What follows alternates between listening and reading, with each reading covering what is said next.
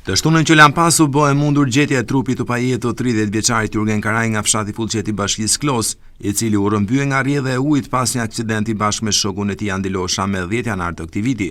Misioni për gjetjen e trupit të 30 vjeçarit ishte i vështirë, i shtrirë në një gjatësi lumore prej më shumë se 30 kilometrash dhe baseni nujor të liçenit të Ulzës.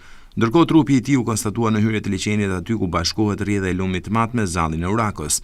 Trupi i pajetit të riut është dorëzuar familjes pas ekspertizës mjekëligjore të kryer në Tiranë. Për 29 ditë me radhë, forcat armatosura të Shqipërisë, institucioneve të tjera e vullnetar kërkuan disa herë shtratin e lumit të madh, ndërsa me 29 janar kërkimeve u bashkuan edhe forcat e sigurisë së Kosovës me dron në New York.